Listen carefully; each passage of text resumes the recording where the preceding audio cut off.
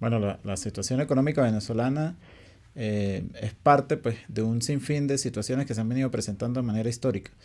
Es el colapso de un sistema de producción, es el colapso de un sistema de funcionamiento que, bueno, que ha sido impuesto, que no es natural, que no es propio de la realidad venezolana, sino que ha sido impuesto desde la década de los 40 por las potencias petroleras. Digo desde la década del 40 porque allí es principalmente cuando ya se comienza a hacer un ataque sobre la división internacional del trabajo, aquella que hablaba Eduardo Galeano, y pues a Venezuela se le da la tarea de producir petróleo, es su tarea. De allí en adelante pues se forma el petroestado, lo que se conoce, se instaura la hegemonía del petroestado, y esta hegemonía pues vino en algunos momentos rindió su fruto, rindió resultados, pero en este momento, o desde hace muchos años, diría yo que desde la década del 80, vino presentando ya un decaimiento. Y ese decaimiento pues se ha visto acelerado, pues, o mejor dicho, se vio acelerado a raíz de la incremento en los precios del petróleo. Cualquiera que esté en este momento pues, escuchando nos dirá cómo es posible pues, que los problemas del país nazcan cuando el petróleo comenzó a subir de valor. Pero eso se debe pues, a algo que se conoce como la enfermedad holandesa. En Venezuela pues comenzó a generarse un proceso de ingestas divisas que llegaron al país que no tenían ningún tipo de razón por trabajo y pues que simplemente inundaron la economía del país de dólares, generó pues que una serie de alteraciones dentro de la economía venezolana pues que hizo que se gastara más de lo que se estaba obteniendo, se cayó incluso en un tema de endeudamiento y de ahí en adelante Venezuela comenzó a tener esa serie de problemas. Hay que recordar que los Estados Unidos no solamente ha estado sancionando a Venezuela, ha estado sancionando también a Rusia, que es una potencia emergente que ha venido creciendo de manera asombrosa, y también ha venido sancionando incluso a China, que ya dentro de unos 2 años va a pasar a ser la primera economía del mundo. Ha sancionado a Irán, que también es una potencia económica, militar, energética, etcétera. Y en ese mismo campo pues, ha sancionado también a Corea del Norte. Esta situación pues no es nueva, lo estoy diciendo. Los Estados Unidos tienen una urgencia y esa urgencia es que ellos quieren seguir siendo un imperio, pero las condiciones objetivas, las condiciones subjetivas y la realidad económica, política y militar del mundo dice que los Estados Unidos ya no van a poder seguir siendo ese imperio. Ante eso pues ellos caen en un desespero por tratar de evitar de que potencias emergentes asuman nuevos liderazgos. Y entre esos liderazgos, pues, está principalmente, lo mencioné anteriormente, está principalmente China y Rusia. Pero también tenemos que estar claros de que hay un liderazgo que tiene Venezuela en Latinoamérica. Un liderazgo, pues, que hemos venido perdiendo y hay que aceptarlo, pero también que tiene una importancia estratégica para el continente. Nosotros no podemos olvidar que nosotros tenemos 300 mil millones de barriles de petróleo o que tenemos las reservas de oro, una de las reservas de oro más grandes del mundo. Y ese tipo de situaciones hace que los Estados Unidos pues tengan una necesidad de apoderarse de los recursos, apoderarse de los recursos energéticos venezolanos que le pueden servir en un futuro para generar guerras, ¿sí? Dentro de esta situación, Venezuela o el gobierno venezolano tiene una tarea fundamental, que es evitar que todo esto pase. Nosotros no podemos seguir diciendo que quien manipula o quien juega con el hambre del pueblo es malo y simplemente como gobiernos encargarnos de decir y repetir hasta el cansancio que son malos, pero no se hace nada para atacar eso. Porque el gobierno tiene una responsabilidad de generar estrategias, de generar políticas para evitar que eso pase. Seríamos muy ingenuos nosotros pensar que el capital, ¿sí? Que si nosotros estamos tratando de marchar hacia el socialismo, el capital no va a reaccionar, el capital se va a quedar estático, ¿no? El capital nunca se va a quedar estático al sentirse amenazado por una situación. Entonces de allí hay parte de esta responsabilidad. Hay situaciones que son particulares, que han venido naciendo, pienso que se ha venido generando un darwinismo económico bastante intenso, en la cual pues casi que priva la supervivencia del más apto y que pues ha generado una serie de distorsiones dentro de la economía. Yo creo que la mayoría de lo que se llama guerra económica existe a nivel externo. A nivel externo sí se manejan condiciones que uno no puede negar de que sí existen. Yo solo por mencionarle un caso le podría hablar del riesgo país, Por ejemplo, Venezuela en estos momentos paga la tasa de interés más alta del mundo. Esas son situaciones propias que están ocurriendo y son ataques que hace la banca financiera internacional para afectar a Venezuela. Pero a nivel interno, la gran mayoría de las distorsiones económicas que hay son remediables y son corregibles, pero simplemente si como gobierno, gobierno revolucionario, entendemos que tenemos que defender a las bases y que son las bases los únicos que van a defender a esta revolución. Mire, Dólar to ha venido siendo impuesta sobre todo de manera mediática. En los años 2005, 2007, 2010 fue muy impuesta de manera mediática. Los medios de comunicación todos repetían al unísono lo que decía Dólar to. A eso tenemos que sumarle que desde hace aproximadamente unos 3 años el Banco Central de Venezuela ha caído en una inacción terrible. Y ante esta situación, pues Dólar to ha venido asumiendo eso que yo estaba hablando de un Banco Central paralelo. En este momento hay gente que habla de que la economía está dolarizada o que la economía se maneja en base al dólar. Pues yo soy de los que considero que eso siempre ha sido así. Por lo menos casi que desde el Bretton Woods podemos decir que el dominio mundial del dólar ha sido casi que hegemónico, ha sido casi que total. En Venezuela, pues la fijación de precios se ha hecho en base al dólar y se hace en base al dólar, así no se utilicen dólares. La economía venezolana, al liberar el dólar, simplemente nos desangraría en 48 horas. En 48 horas nos quedaríamos sin ningún dólar en reserva. Pienso que hay que mantener el control. Hay que mantener ese control de cambio. El tema está que hay que hacer un buen control de cambio. Nosotros no podemos seguirle llamando control de cambio a este desangre que estamos teniendo. Un control de cambio tiene que reunir 2 condiciones específicas, que tiene que ser eficaz y tiene que ser eficiente. Tiene que ser bien administrado, tiene que ser bien manejado. Ese control es el que creo que incluso Salas y Gabasud también están planteando esta situación y tú lo estás mencionando, que tiene que haber una planificación en la asignación de los dólares. Así como hay un presupuesto anual de bolívares a nivel interno, del consumo interno del país, tiene que haber un presupuesto anual del consumo externo que va a tener el país, de los gastos externos que va a tener el gobierno y las instituciones del gobierno. No puede ser posible que nosotros sigamos asignando dólares, por ejemplo, a toda aquella parafernalia de diciembre que se importa, todos los árboles de Navidad y etcétera, y seguimos dando dólares para eso.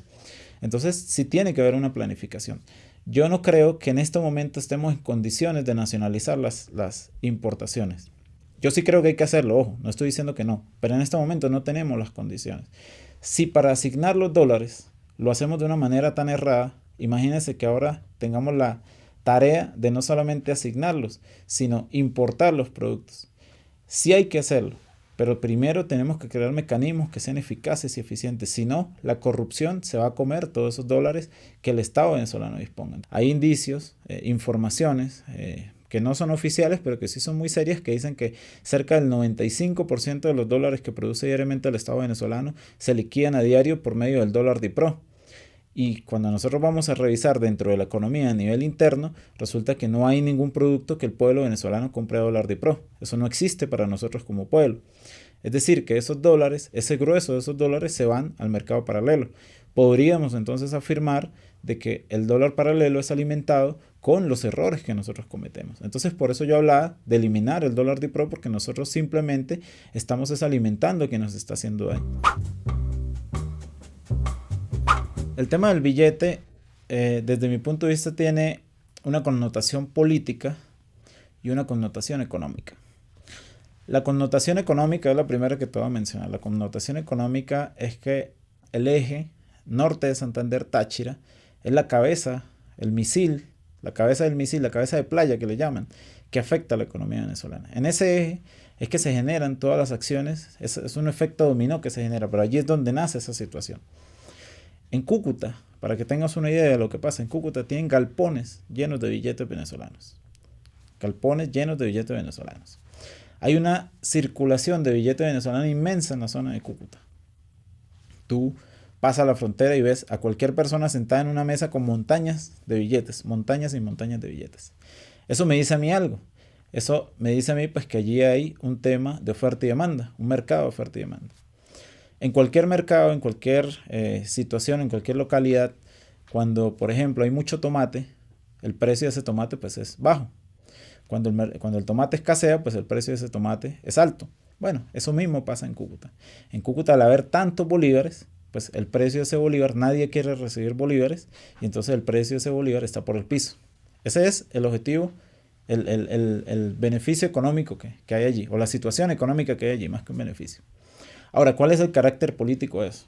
¿Qué sentido tiene que un grupo de personas acumulen billetes en un galpón si se supone que la moneda se está devaluando? Una moneda que se está devaluando este mes, según se evaluó, 33%. Una moneda que día a día es muy variable, una moneda que nos dicen que está por el piso. Los mismos cambistas colombianos dicen que la moneda venezolana no vale nada. Han incluso quemado billetes de manera pública, lo han hecho. ¿Cuál es ese objetivo? Bueno, allí está el objetivo político. El objetivo político es que hay gente de mucho poder que maneja ese mercado financiero del norte de Santander y esa gente le interesa pues que el bolívar siga por el piso por factores también económicos como el contrabando.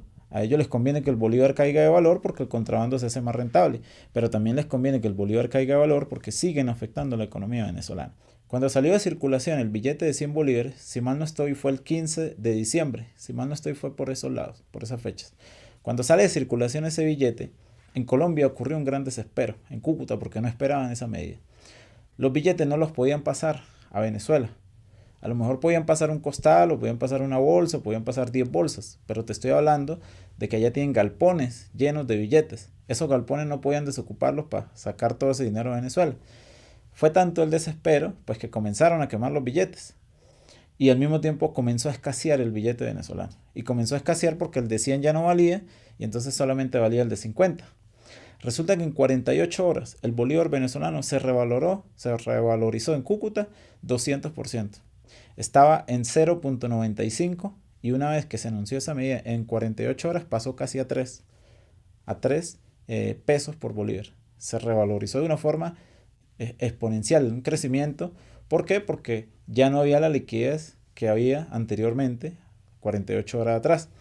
Cuando el presidente anuncia de que no había llegado ese billete nuevo, que tanto se había anunciado, pues otra vez el billete de 100 comenzó a tener valor, volvió a tener valor y otra vez el bolívar se fue por el piso. Es decir, que ese mercado de oferta y demanda se puede atacar quitándole el dominio que tiene o la hegemonía financiera que tienen en Cúcuta con la circulación de los billetes. De allí yo amarraría, a lo mejor no me lo estás preguntando, pero allí yo amarraría el tema de las casas de cambio, que fue el objetivo con el cual se creó las casas de cambio. Las casas de cambio venezolanas que se instalaron en la frontera, su objetivo era captar bolívares para que no pasaran a la frontera colombiana.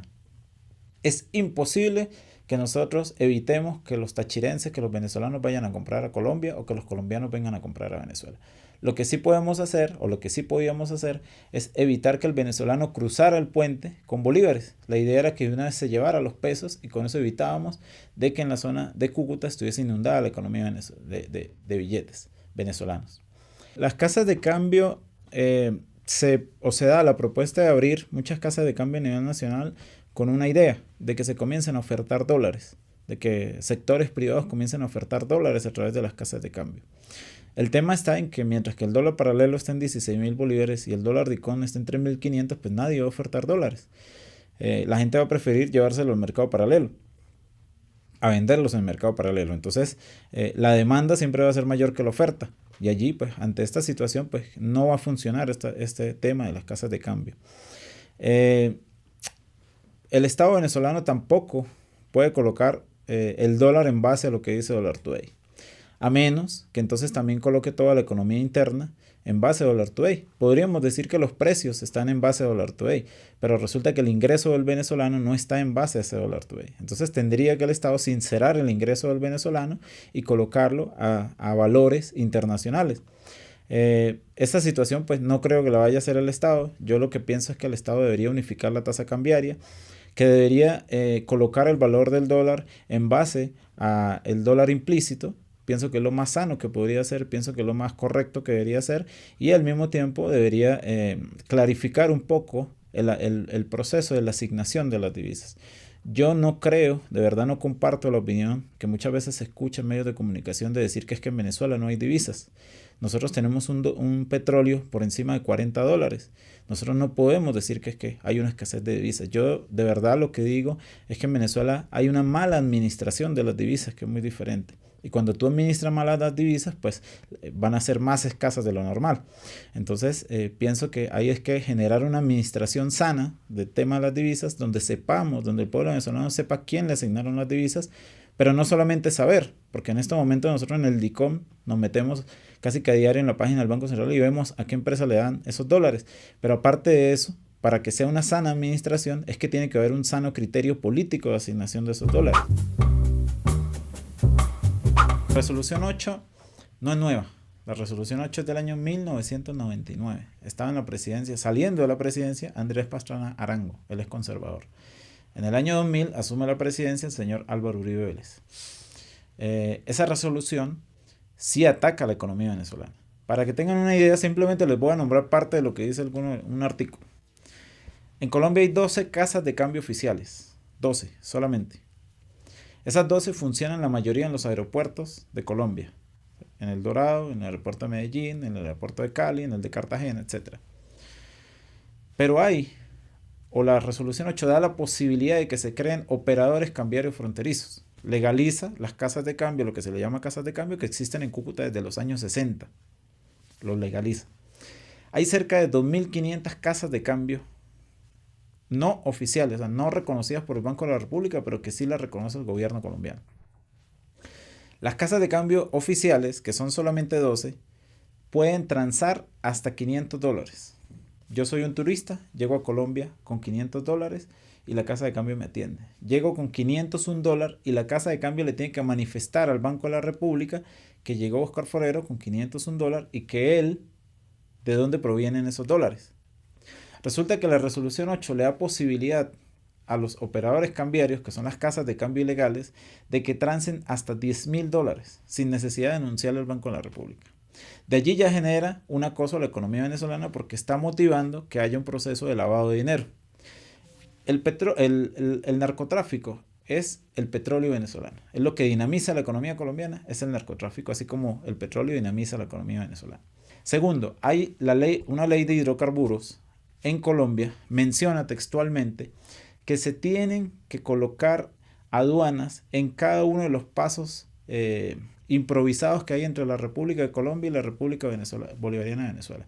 Se lo voy a leer así para que la gente me entienda. Que tienen que haber aduanas de la DIAN, que es como el CENIAT, en cada una de las trochas que hay entre Colombia y Venezuela, para garantizar que el combustible que va a entrar de contrabando pague el impuesto ante la DIAN que tiene que pagar. Y una vez pague el impuesto, ya está legal ese combustible que se acaban de robar de Venezuela. Eso es algo así como que yo tenga a mi vecino y yo haga una ley donde yo diga que yo le puedo robar todas las gallinas que quiera a mi vecino y que una vez pise en territorio de mi casa, ya la gallina me pertenece oficialmente a mí. Eso es un robo descarado que se hace contra el combustible venezolano. Para que tengas una idea, el norte de Santander surtía hasta hace poco 4 gandolas de combustible diarios al norte de Santander, Ecopetrol. En Táchira, PDVSA llegó a surtir 116 gandolas de combustible por día. En Táchira tú veías las colas inmensas para llenar combustible y en norte de Santander no veías ni una cola. Es decir, el grueso del combustible que llega al Táchira se va por la vía del contrabando al norte de Santander y allí se legaliza. En el departamento de La Guajira, que es fronterizo con el estado Zulia, Ecopetrol tenía años que no enviaba ni siquiera una gandola de combustible. El 100% de los 900.000 habitantes que tiene La Guajira se surtían de combustible de contrabando venezolano. Es decir, que Ecopetrol estaba cooperando incluso para que el contrabando fuera el que dominara todo ese escenario. ¿Qué puede hacer Venezuela ante esos casos? Mira, Venezuela tiene que denunciar a Colombia ante la UNASUR. Venezuela tiene que denunciar a Colombia ante la CELAC. Venezuela tiene que denunciar a Colombia ante la Organización Mundial de Comercio. Venezuela al mismo tiempo tiene que denunciar a Colombia ante la ONU, porque tienen que haber denuncias que fundamenten todo lo que se ha venido diciendo y lo que ellos de manera descarada están haciendo contra Venezuela. De igual forma, existen las presiones económicas. La balanza comercial entre Venezuela y Colombia le favorece a Colombia. El año anterior, las exportaciones e importaciones, el comercio entre ambos países estuvo por el orden de los 1.500 millones de dólares. A Colombia le quedaron cerca de 1.000 millones de dólares y a Venezuela le quedaron cerca de 500 millones de dólares. El mismo presidente Juan Manuel Santos ha reconocido que cerca de 250.000 trabajadores colombianos se benefician del intercambio con Venezuela. ¿Qué tiene que hacer Venezuela? Pues fácilmente decirle a Colombia, si tú no cambias tu estamento jurídico que me está afectando a mí, pues yo simplemente te dejo de comprar a ti. Colombia tiene un problema grave de desempleo en estos momentos, tiene un problema bastante complejo. A Colombia no le beneficiaría en ningún sentido dejar de tener 250.000 obreros contratados, o sea, de 250.000 empleos. Entonces Venezuela tiene que presionar a Colombia en ese caso. Colombia quiere que Venezuela en estos momentos le venda gas, porque Colombia tiene una necesidad de gas. Venezuela tiene los intereses de venderle gas, pero Venezuela tiene que presionar a Colombia y decirle, si tú no me solucionas el problema del contrabando, pues yo simplemente no te voy a dar gas y tú vas a tener que traerlo a otro lugar que te va a salir mucho más costoso y te va a afectar toda la situación interna del país. ¿Qué acciones se deben tomar? Yo pienso que primero que todo se tiene que hacer un plan científico, serio, que vaya a tributar hacia eso. Un plan que sea de largo plazo, un plan que no sea simplemente de un gobierno, ¿sí? Que sea una política de Estado seria que vaya a cambiar esta situación.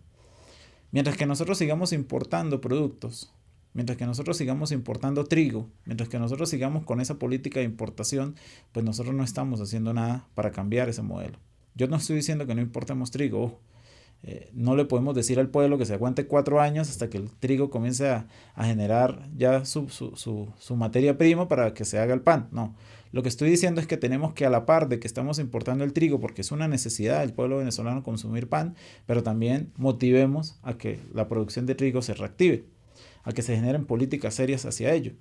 Ha habido históricamente un aprovechamiento de créditos, de beneficios que han dado a empresas de maletín que nunca han existido. Y ese error lo cometieron los AECOS, ese error lo cometieron los copellanos, ese error lo hemos cometido nosotros, de simplemente favorecer a pequeñas empresas que se han enriquecido y que no han producido nada. Creo que el caso más particular es el caso de la Polar. La Polar tuvo un crecimiento exponencial, fue gracias a créditos que nunca pagaron, a que fueron ministros de Hacienda, a que fueron altos consejeros del gobierno y lo único que han hecho es enriquecerse. Entonces, pienso que hay que construir políticas eficientes que vayan hacia eso. ¿Cómo construirlas? Tiene que planificarse en el tiempo, tiene que construirse en el tiempo, porque incluso, hay que decirlo, el plan de la patria no rompe con la visión extractivista de la economía. El plan de la patria incluso, a pesar de que es muy bueno, ojo, yo no estoy diciendo que el plan de la patria sea malo, pero el plan de la patria no rompe con esa visión. El plan de la patria tiene una meta de producir 7 millones de barriles de petróleo, de pensar de que tenemos que seguir viviendo la explotación petrolera y que nosotros tenemos que romper con esa visión. Y romper con esa visión es, vuelvo y repito, generar políticas que vayan en beneficio de esto. Pienso que el Estado venezolano tiene herramientas y al mismo tiempo tiene un sustrato social en el cual podría aprovechar. Yo pienso que la organización popular en Venezuela es, creo que admirable incluso. Pienso que hay una organización comunal que es bastante creciente, es una organización comunal que viene en crecimiento, es una organización comunal que le puede dar más al país de lo que hasta este momento se le ha dejado que haga. Pienso que tenemos que entregar el protagonismo realmente a los campesinos, pienso que verdaderamente tenemos que entregarle el protagonismo a los trabajadores y pienso que realmente tenemos que castigar a quien haya que castigar y dejar de cometer los mismos errores que cometió la Cuarta República.